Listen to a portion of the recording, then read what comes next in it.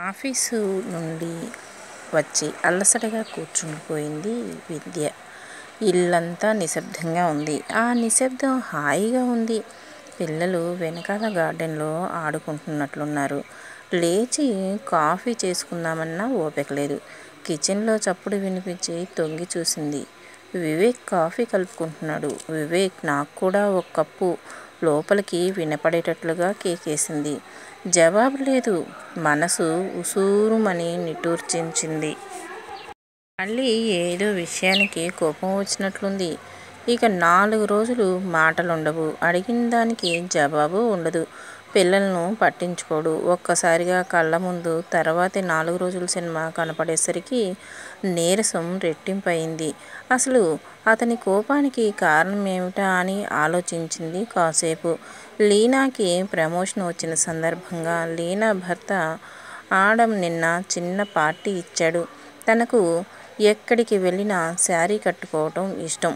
పైగా లీనా ప్రత్యేకంగా చెప్పింది శారీలు రమ్మని. అందుకే ఏది కడదామా అని చాలా ఆలోచించి లేత గులాబీ రంగు చీర మీద చిన్న ప్రింట్ జార్జెట్ శారీ కట్టుకొని ఎంబ్రాయిడరీ చేసిన బ్లౌజ్ వేసుకొని జుట్టును వదిలేసింది. ఆ అద్దంలో తనకు తానే ముద్దొచ్చేసింది. తన రంగులో కలిసిపోయిందా లేత గులాబీ రంగు. నిజానికి తనకు ఏ డ్రెస్ అయినా, చీర అయినా, లెహెంగా అయినా అన్నీ బాగా నప్పుతాయి. లోపలికి వచ్చి తనని చూసిన వివేక్కి మొహం చిట్లించాడు. మనం వెళ్ళేది అమెరికన్ ఇంటికి. జీన్స్ కానీ ఫ్రాక్ కానీ వేసుకుంటే బావుంటుంది. ఆ అప్పలమ్మలా ఈ చీరేంటి విసుక్కున్నాడు వివేక్.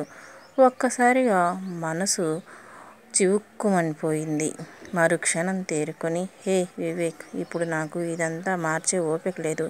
చలో చలో నవ్వుతూ కొట్టేసి లేవబోయింది.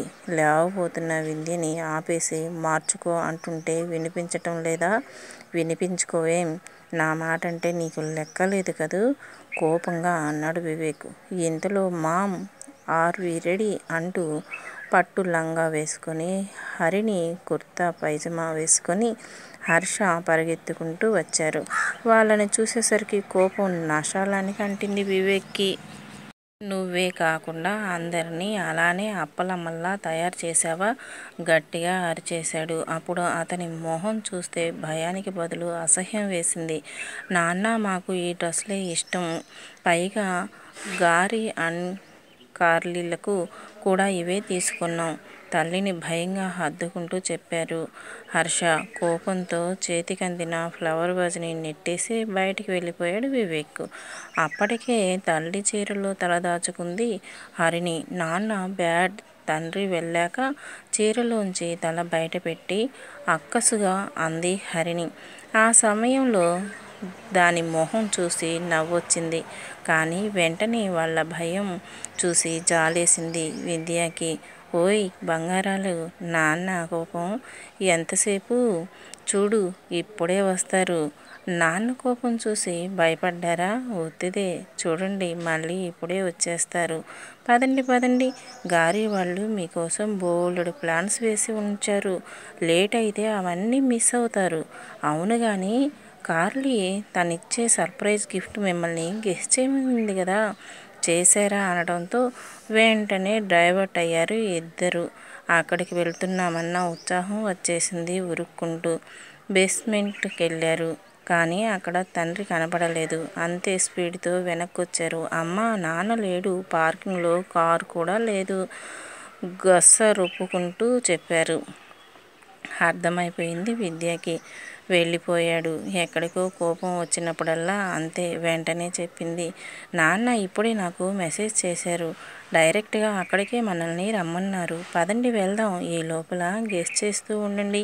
నేను క్యాబ్ బుక్ చేస్తాను చెప్పి ఊబర్ బుక్ చేసి తాళాలు అవి చూసుకొని వచ్చే లోపల క్యాబ్ గుమ్మం దగ్గర ఉంది. అక్కడికి వెళ్ళేసరికి వివేక్ అందరితో చలాకీగా నవ్వుతూ తుళ్ళుతూ మాట్లాడుతున్నాడు. ఒళ్ళు మండిపోయింది విద్యకి. తమాయించుకొని నవ్వుతూ ఎదురొచ్చిన లీనాతో లోపలికి వెళ్ళిపోయింది. చాలా బాగా అరేంజ్ చేసింది లీనా పార్టీని. లీనా హస్బెండ్ ఆడమ్ చాలా హుందాగా ఉంటాడు. అందర్నీ చక్కగా కలుపుకొని మాట్లాడతాడు.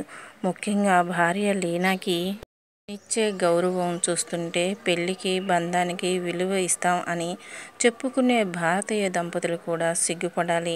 ఆ మాట అంటే వాడు ఆడంగి వెధవ అంటాడు వివేక్. గారి కార్లీలు చాలా పొంగిపోయారు. వాళ్ళ డ్రెస్సులు చూసి వెంటనే వెళ్ళి వేసుకొచ్చారు. లంగాను గుండ్రంగా తిప్పుతూ గార్లీ హరిణి ఆటల్లో పడిపోయారు. గారి హర్షలు గారి రూంలోకెళ్ళి గేమ్స్ ఆడుకోవటం ప్రారంభించారు.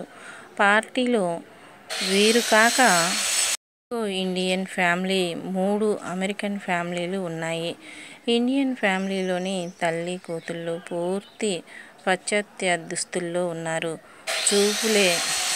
చూపులేవో గుచ్చుకుంటున్నట్లయి వెనక్కి చూసింది వాళ్ళను.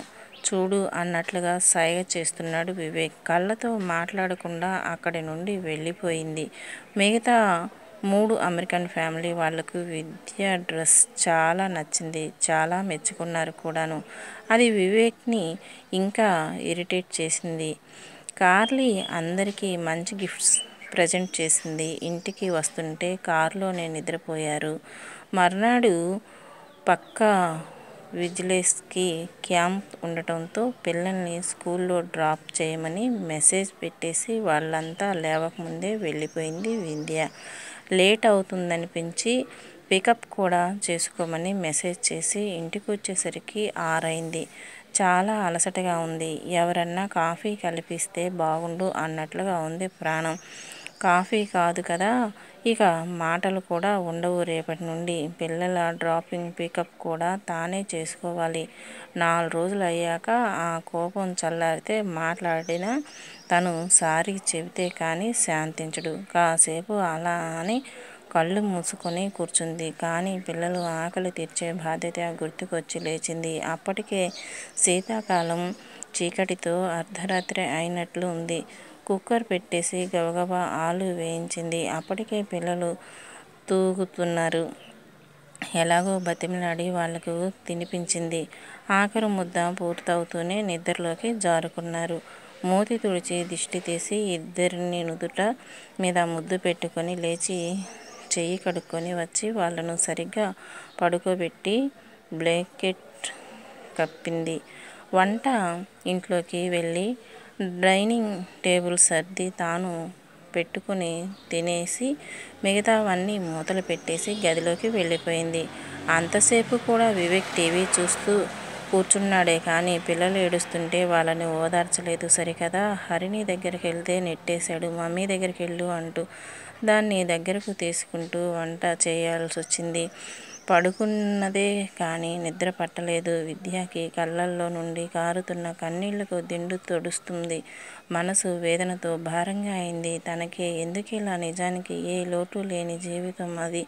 ముత్యాల్లాంటి పిల్లలు, ఏ బాధ్యతలు లేవు. హాయిగా ఆడుతూ పాడుతూ గడపాల్సిన జీవితం.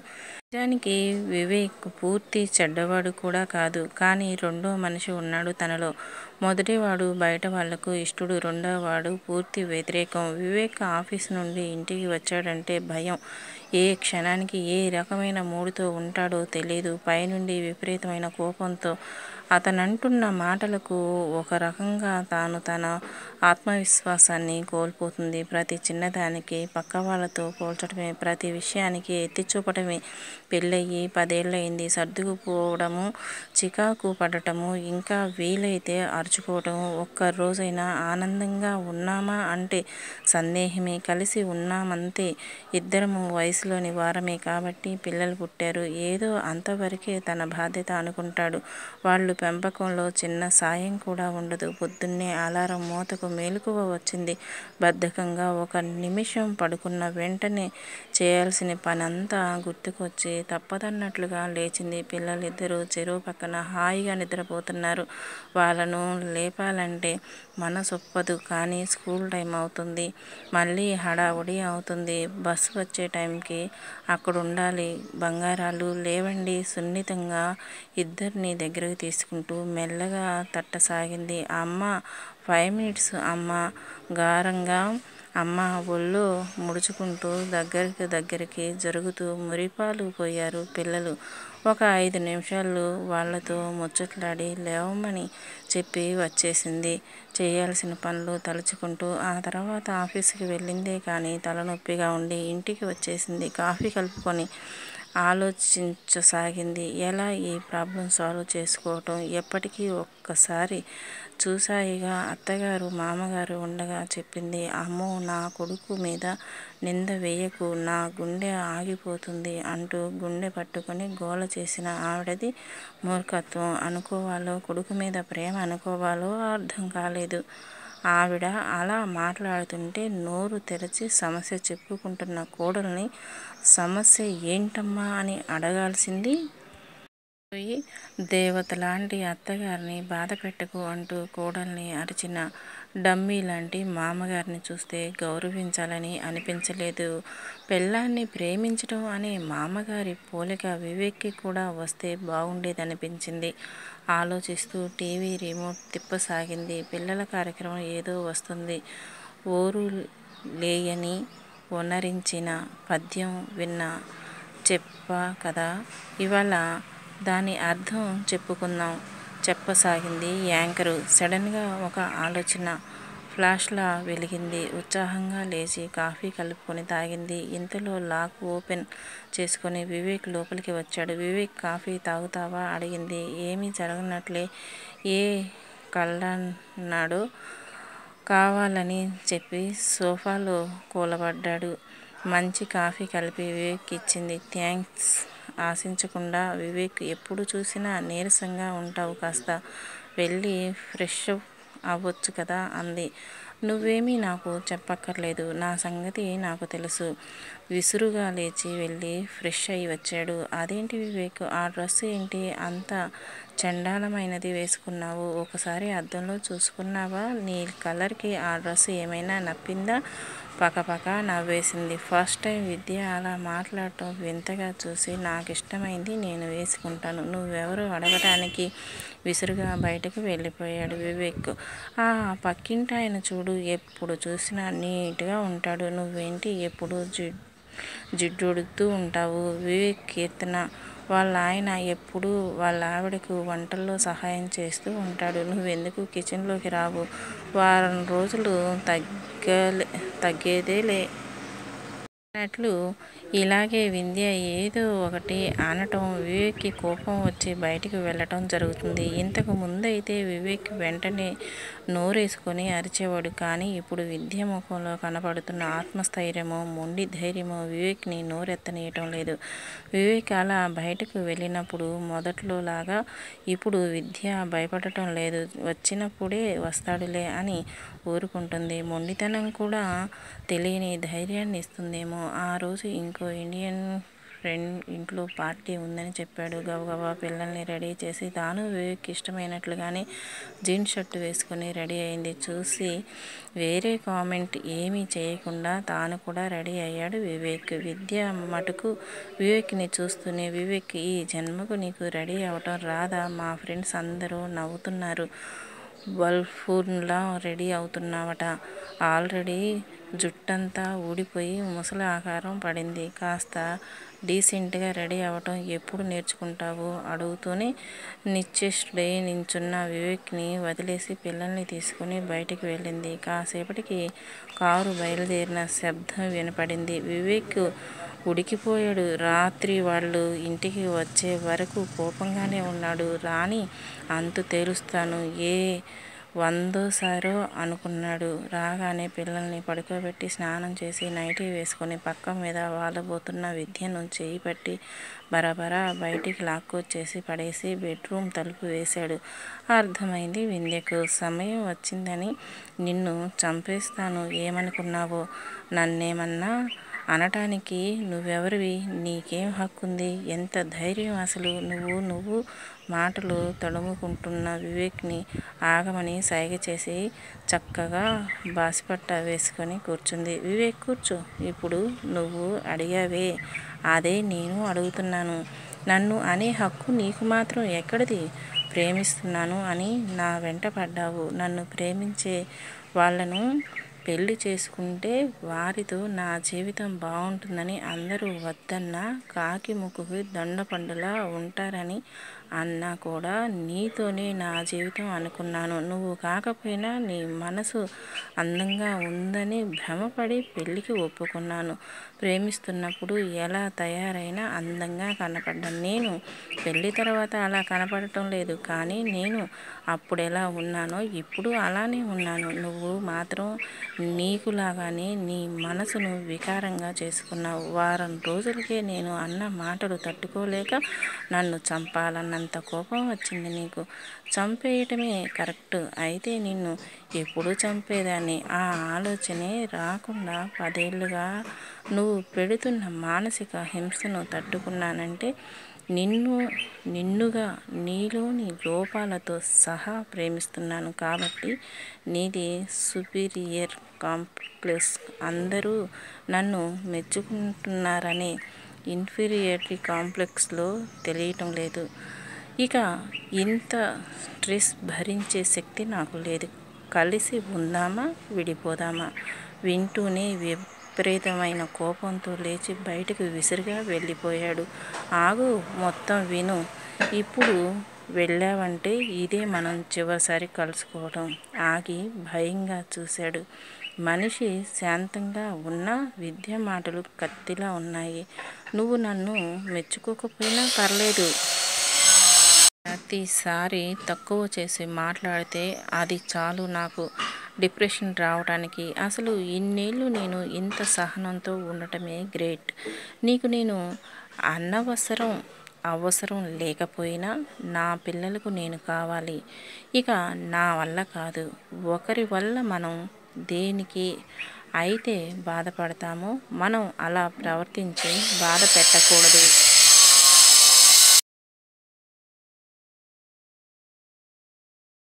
అనేది వెనకటి మాట. కానీ నీలాంటి మూర్ఖులకు ఎదుటివారి వేదన అర్థం కావాలంటే మీరన్నది మీకు తెలియాలి. అందుకే వారం నుండి అలా అంటున్నాను. ఇప్పటికైనా నీకు ఆ బాధ తెలిస్తే నువ్వు మారితే మనం కలిసి ఉంటాం. లేదా హాయిగా ఇద్దరము ఎవరి తోవన వాళ్ళం ఉందాం. నువ్వే నిర్ణయించుకో. ఏదైనా నాకు ఓకేనే. గుడ్ నైట్ చెప్పి వెళ్తున్న వింధ్యను నిస్సహాయంగా చూస్తూ ఆలోచనలో పడ్డాడు వివేక్ ఆలోచించుకొని ఆ నైట్ అంతా కూడా నిద్రపోకుండా కూర్చొని ఆలోచించుకున్నాడు. తను చేసేది ఎంత తప్పో తెలుసుకున్నాడు. మర్నాడు ఉదయం లేచిన తర్వాత వింధ్యకి సారీకి చెప్పి గుడ్ మార్నింగ్ చెప్తూనే తనకి ఒక కప్పు కాఫీ కల్పిస్తూ పిల్లలకి ఏం కావాలో ఇంట్లోకి ఏం కావాలో చాలా దగ్గరుండి చూసుకున్నాడు. అప్పటి నుంచి పిల్లలు తను ఎంతో అన్యోన్యంగా ఉండటం మొదలుపెట్టారు. వింధ్య కోరుకున్నట్టుగానే ముత్యాల లాంటి పిల్లలు చక్కని జీవితం ఎంతో హాయిగా గడిచిపోతుంది.